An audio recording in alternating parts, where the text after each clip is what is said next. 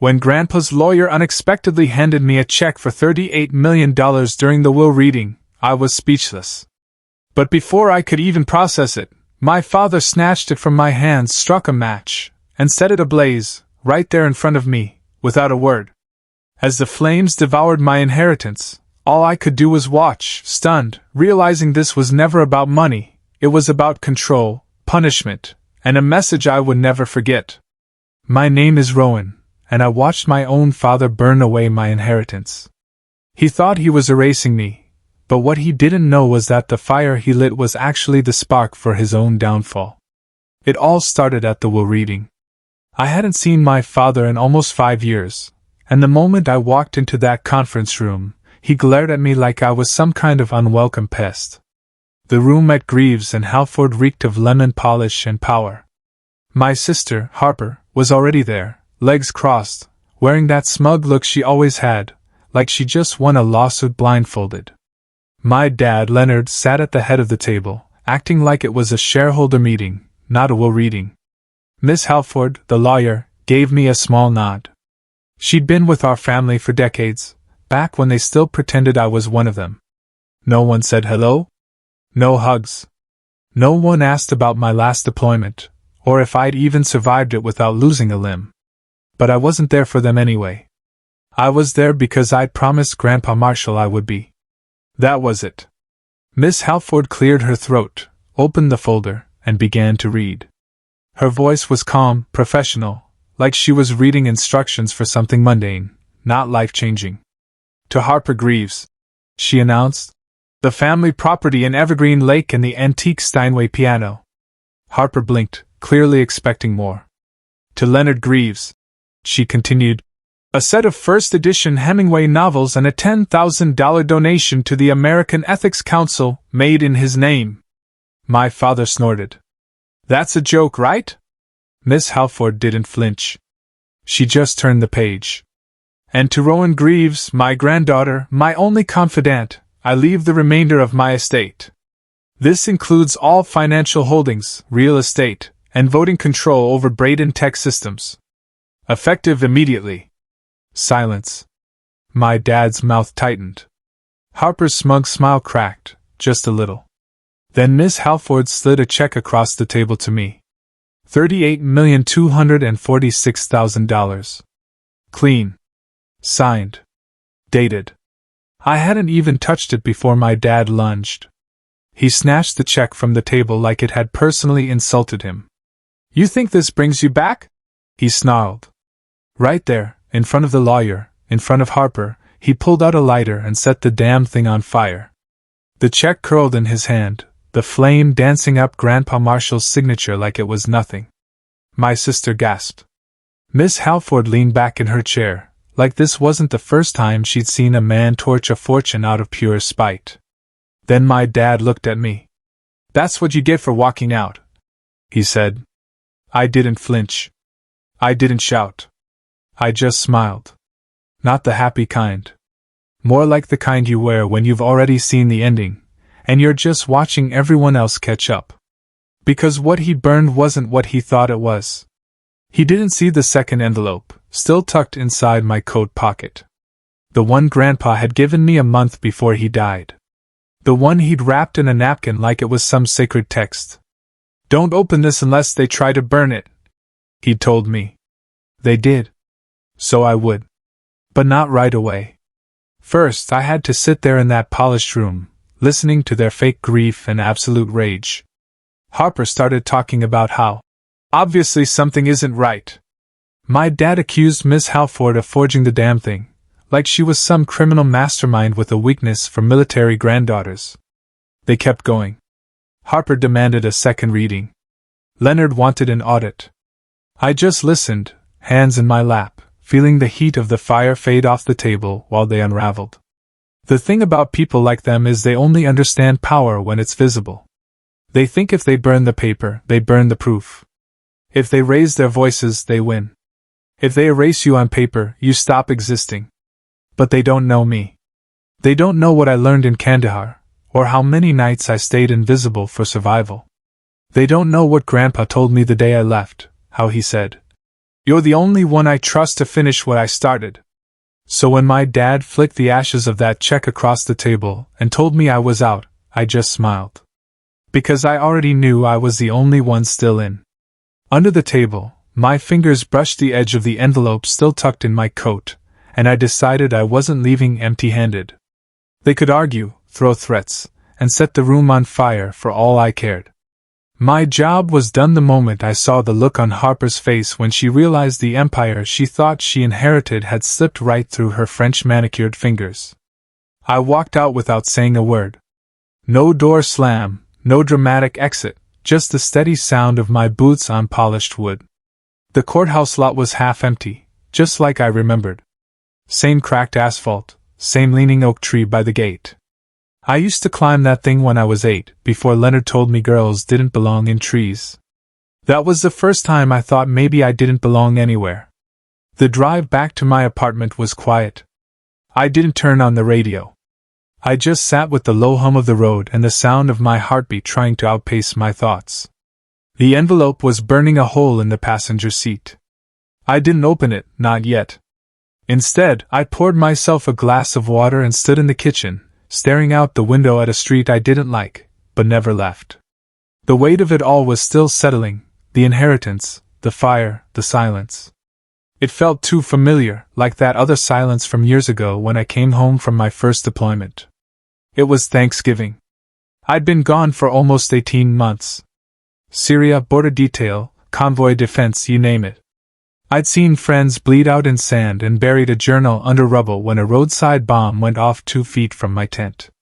I still had the ringing in my right ear. But when I came home, my dad, Leonard, said, "You didn't write." And that was that. No. Welcome home. No. I'm glad you made it back. Just a quiet judgment that filled the room like secondhand smoke. The house didn't look the same either. My room was gone. Physically gone. Desk gone, bed replaced, bookshelf emptied.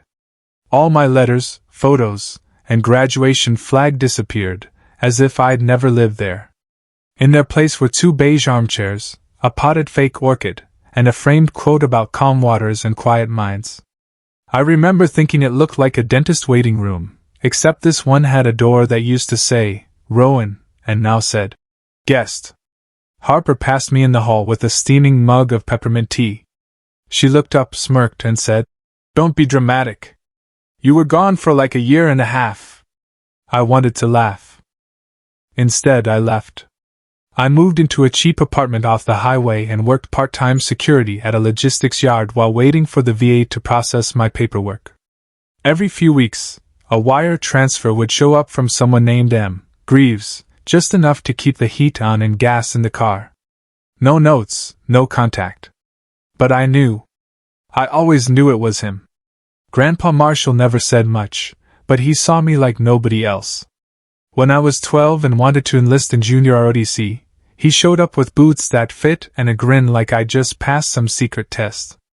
When Leonard said the military was a dead end for people who couldn't cut it in business, Grandpa said, "Maybe that's why your board meetings feel like war zones." He didn't pick sides. He picked me. And maybe that's why when he got sick and the calls stopped, I knew something was wrong. I visited once, just once, near the end. He was thinner, quieter, but his mind was still sharp. He handed me the envelope at Hillcross Diner over lukewarm coffee and a shared piece of lemon pie.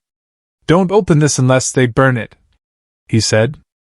I remember thinking he was being dramatic. I said something sarcastic. "What? You think they're going to set fire to $1 million check?" He didn't smile. "I think they'll try to erase you." And just like that, we both knew what he meant. I hadn't opened the envelope yet, but I was getting close. Its weight on the kitchen counter was getting heavier by the minute, as if it knew something I didn't. I stared at it for a long time, half hoping it would open itself and solve everything. But it didn't. I picked it up with both hands, like it might bite if I moved too fast. The envelope was thick, sealed with red wax, the kind Grandpa always used for birthday cards, like it made them more official. I cracked it open with my thumbnail and pulled out a single folded sheet and a USB drive taped to the back. The paper was typed, notarized, and dated 3 weeks before he died. It was a trust transfer form.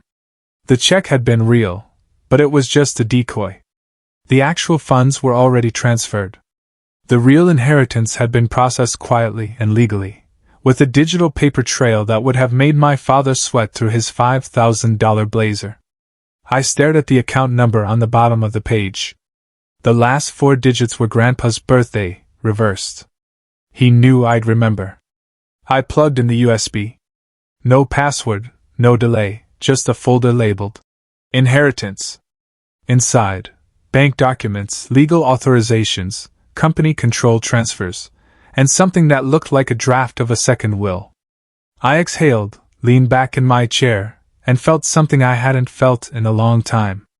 Not safety, just confirmation. I wasn't crazy. But my relief lasted all of 5 minutes. I logged into my bank app to check the linked account. The app glitched. Then it gave me an error. Account not found. I tried another card. Declined. I typed everything slower, like being careful might fix whatever this was. Still nothing. It didn't feel like a glitch anymore. I called customer service. A guy named Dylan picked up and sounded like he'd rather be anywhere else. Hi. Yeah. My account's saying I'm not in the system anymore, I said. Can you check on that? He asked for my name, birthday, and last 4 of my social security. I gave them all. Another pause.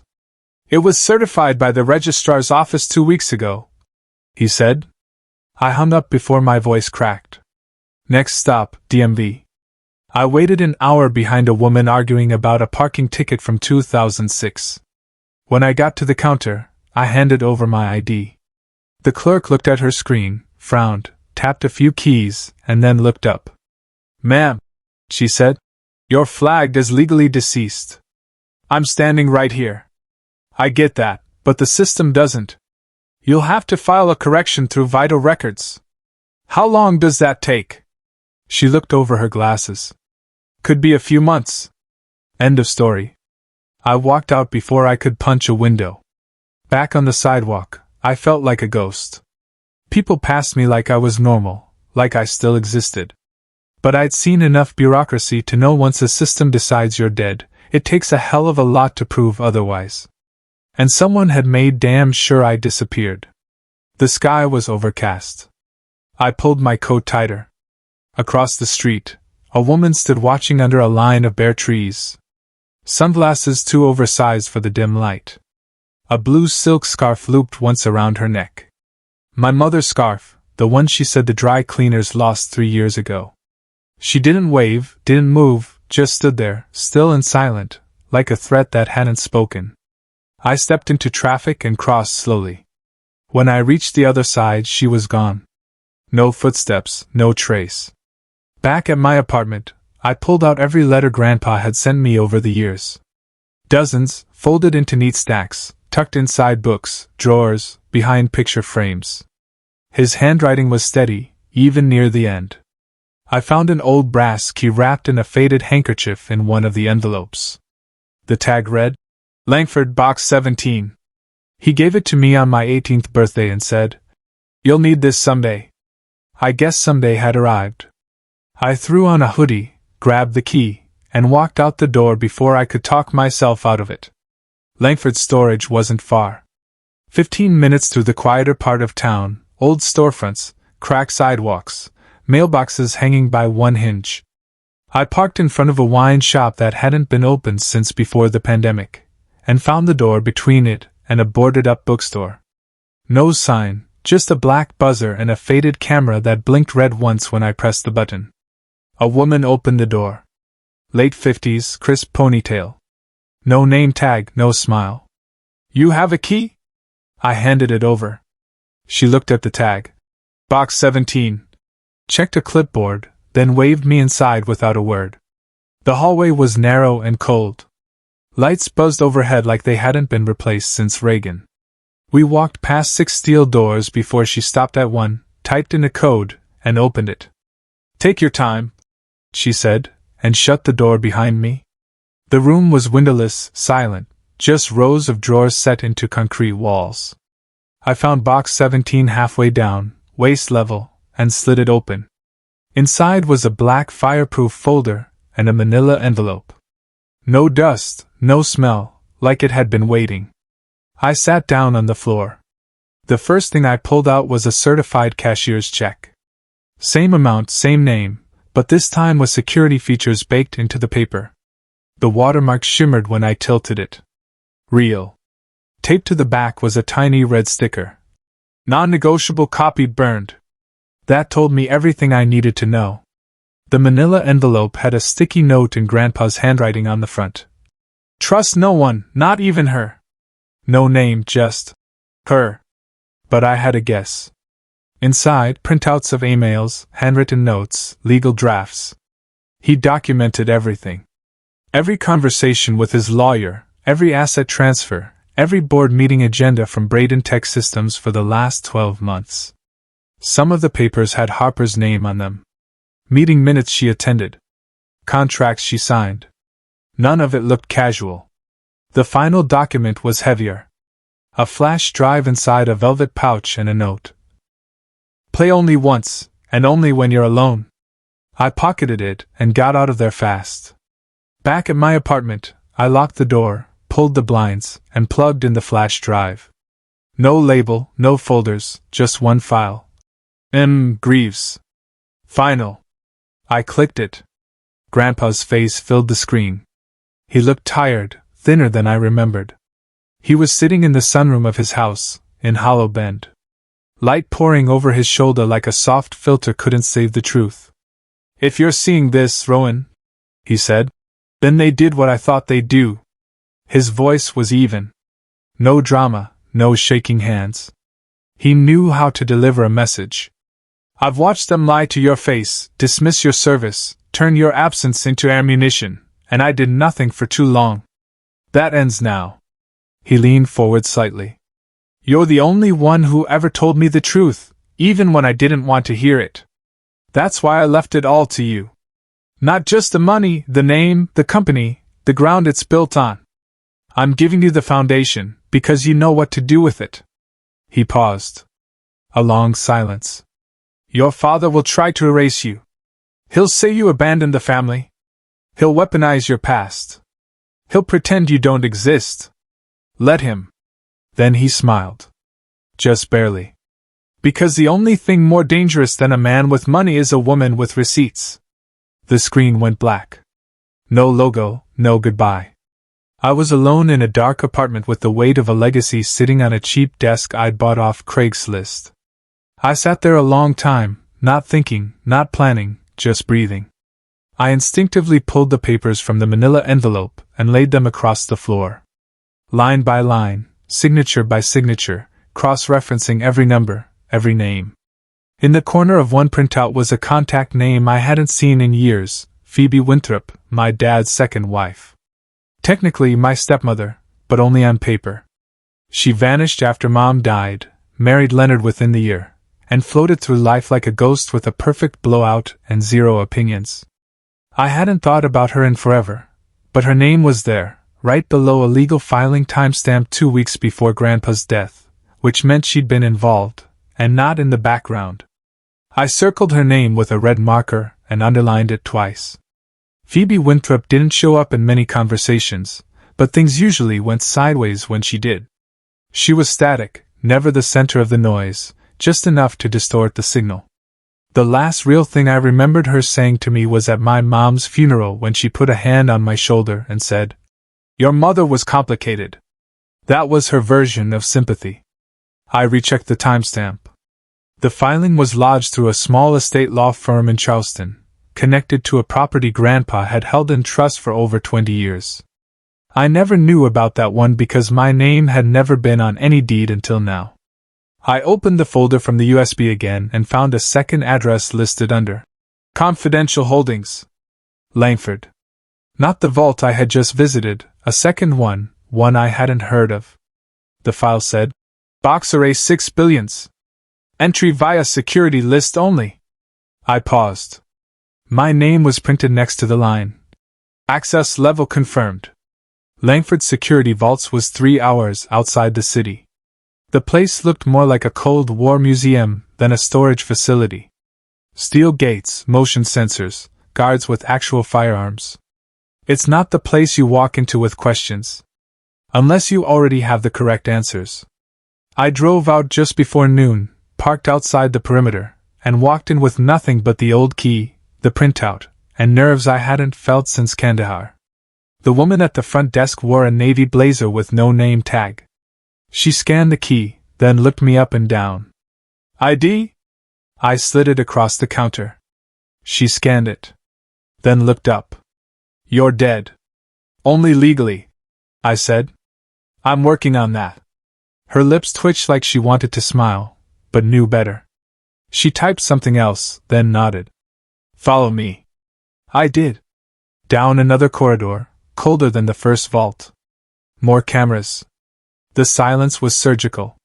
She opened a door labeled, Array 6 billions, and motioned me inside. No words. This one didn't look like a bank vault. It looked like a private evidence locker. I found box 6 billions on the middle shelf. Opened it with the key. Inside was a black briefcase and a sealed manila folder with my name in block letters. No title, no stamp. Rowan Greaves. Underlined once, as if it didn't need explaining. The briefcase clicked open with the old push-button latches. Inside, a deed, a corporate ownership ledger, a single flash drive and a velvet-lined pocket.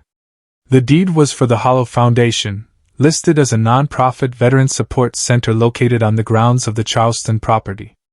The name on the document, Rowan Greaves, Executive Director, sole owner. Underneath it, legal filings confirming that all holdings from Braden Tech's Humanitarian Division were officially transferred to Hollow 6 weeks before Grandpa died. Quietly. Completely legal. No press.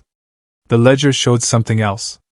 Complete ownership of Braden Tech's executive shares had been reassigned through a trust mechanism that bypassed the family board. He'd handed me the company. Silently, without waiting for their approval. The flash drive lit up blue when I plugged it in. Inside, another video file, no title. I hit play. Grandpa was sitting in the same sunroom, this time with files stacked around him. If you made it to Vault 2, he said, then you figured out the first one wasn't the whole picture. He reached off camera and held up a document. This is the transfer of ownership for the humanitarian arm. The part 1 built from scratch after Vietnam. The part Leonard never touched because he couldn't monetize it. I left it to you because you never asked me for anything, but you showed up when it counted. He looked down briefly, as if to choose his following words carefully. I couldn't stop what they planned, but I made sure they couldn't erase you. You don't need their permission. You never did. All you need now is proof they forged your name. That's your keystone. Everything else will fall after that. He looked straight at the camera. Don't flinch, Rowan. They're going to come hard. The screen went dark. I sat there, surrounded by a dead man's voice and a war he'd left for me to finish. I slid the flash drive back into its pouch and called the one person I never thought I'd need. Phoebe didn't answer on the first try, or the second, but on the third call, she picked up with that polished, rehearsed tone, like I was a reporter asking about her skincare routine. You knew, I said. A pause.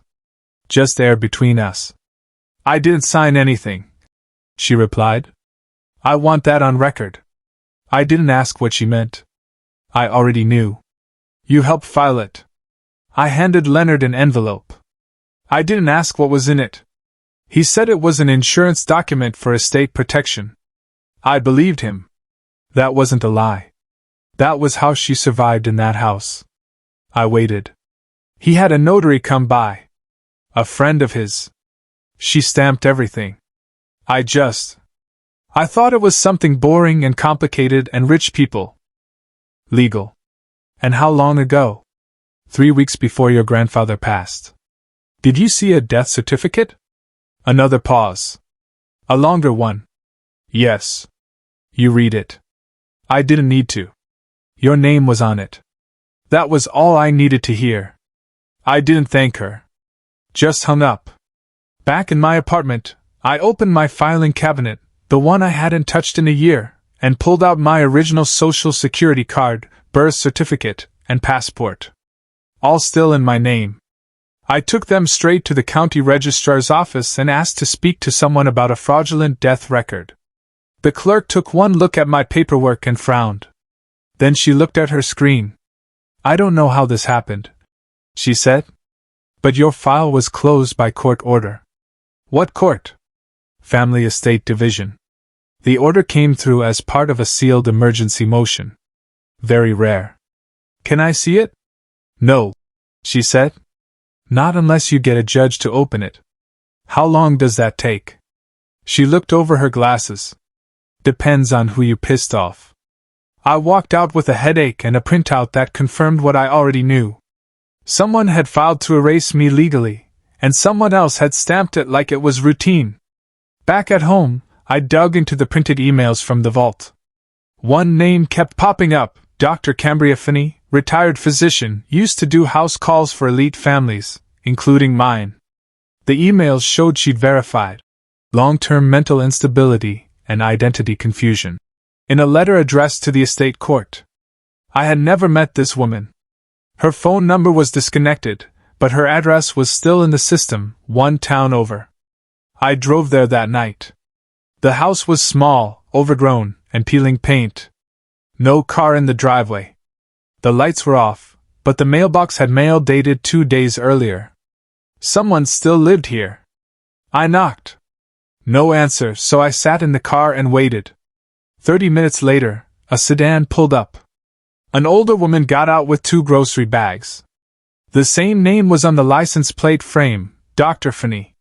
She saw me and froze. I got out and walked up slowly, hands in my jacket pockets. "I'm not here to threaten you," I said. "But you signed something about me, something false, and I need to know who told you to."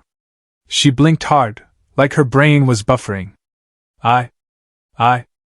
Was it Leonard Greaves?" She didn't answer, just nodded. "Slow and shameful. He said you were mentally unwell," she whispered. "Said you'd suffered psychological damage overseas. That you believed things that weren't real. He made it sound tragic, and you believed him. I signed what he gave me.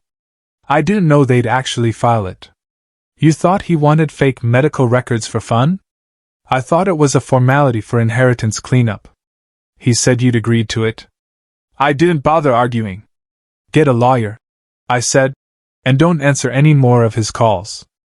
She didn't respond, just backed toward her door and locked it behind her. It wasn't guilt that burned most. It was how easy it had been for them, how casual. Signing me off the planet was no different than renewing a car lease. And somewhere in that paper trail, I knew Harper's name was waiting. I drove straight to the only person I trusted who'd know how to burn it down without leaving a fingerprint. Sylvia Marsh answered the door in sweatpants and a threadbare Harvard Law hoodie, holding a slice of cold pizza and a mug of black coffee that smelled like it had been reheated twice. Her place was cluttered, lived in, and full of files that probably could have collapsed a senator or two if anyone knew where to look. She took one look at me and stepped aside. "This better be illegal." "It is." "Good," she said, and handed me the pizza slice. "Eat. You look like a ghost with a grudge." "I know." I sat on her busted leather couch while she opened the folder I brought. She flipped through the documents like counting cards at a casino she owned. The death certificate, the false medical report, the estate filings, the ownership transfers, the check, the flash drive. She didn't speak until she reached the part with Harper's forged signature. "Classic," she muttered. "They filed it through a Delaware shell. Sloppy. Did they think no one would check? I think they didn't expect me to come back." She raised an eyebrow. "They filed you dead. That's not coming back. That's biblical." Sylvia used to run a non-profit legal aid group for veterans with dishonorable discharges. She'd represented soldiers falsely accused, wrongly imprisoned, and gaslit by their command. She once sued the Pentagon over a housing scam and won. That was before she lost funding, quit the nonprofit world, and started working out of her living room on cases the real firms didn't want to touch. "I'll need access to your VA files," she said. "And anything you have from the military, deployment orders, discharge papers, especially anything signed." I handed her a second folder from my bag. She scanned it and nodded. "This proves you're alive. Proves you didn't agree to squat. And if we can match this signature to the one they used on the stock transfer." She trailed off. "You can take them down." "No," she said. "You can." I hadn't expected that. "You want revenge or justice?"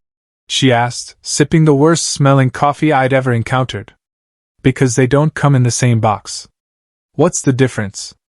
"Justice follows the law. Revenge breaks it." I didn't answer. She went to her computer, typed for 30 seconds, and then said, "Braden Tech's board will be vulnerable if we hit them at their annual audit window. That's in 11 days. If you want to blow this up, that's your shot." "I want it airtight," I said. "No spectacle, no scandal, just facts and fire." Sylvia grinned. "Facts and fire. That's going on my gravestone." She pulled out her phone and called someone named Miles. "Crow," she said. "Got a live one. Military inheritance, fraud, forged death, the works. Meet me at the office. Bring the clean laptop." She hung up and turned to me. "Miles is a forensic doc analyst. Worked out intel. He's got the kind of eyes that can spot a forged signature at 50 yards, and he won't blink at who we're going after." I nodded. "What do you need from me?"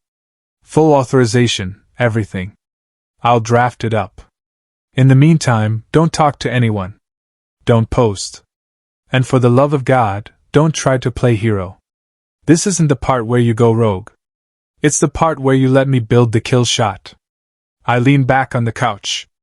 My hands were still clenched. Sylvia watched me. "You all right?" "I thought I was done being in wars." She shrugged. "Family ones are worse. Fewer rules." I left an hour later with a burner phone, a folder labeled "Temp Legal Hold," and a direct line to Miles Crow, who texted me exactly 2 things before I even got home. "We'll verify every doc. But first, we find the signature that buries them." I didn't respond. I sat in the parking lot for 10 minutes and stared at the steering wheel. The last time I'd followed an order this precise, I was wearing body armor and praying no one tripped an IED. Now I was wearing a hoodie, carrying a USB drive, and about to incinerate my entire family name legally. The war had already started. This was just the first real shot. Fired. I tossed the burner phone on the passenger seat and drove straight to the storage unit where I kept what no one else knew I still had. Unit 11B sat at the end of a crumbling row of metal garages behind a busted fence in South Brighton. No cameras, no contracts with any national chain.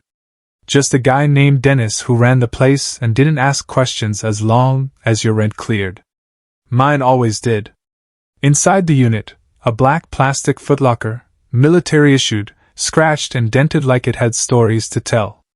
I cracked it open and pulled out my deployment binder, orders, discharge papers, mission reports, and most importantly, hard copies of my signature from 6 years of federal paperwork. Not digital trail, not edits, all original. I drove straight to Sylvia's office and laid everything on the table. Miles Crow was already there, mid-30s, wire-framed glasses, ponytail, and a resting face that said he once got interrogated and enjoyed it. He gave me a polite nod, like we were coworkers in a crisis. No small talk. He picked up one of the documents, held it under a UV lamp, and then pulled out a separate folder labeled Braden Tech Equity Transfer. GI Trust. Inside were the documents Harper had filed on my behalf. 2 pages in, Miles grunted. "See this?" He pointed to the loop in the G of my last name. "You do this little hook on the downstroke consistently. But here,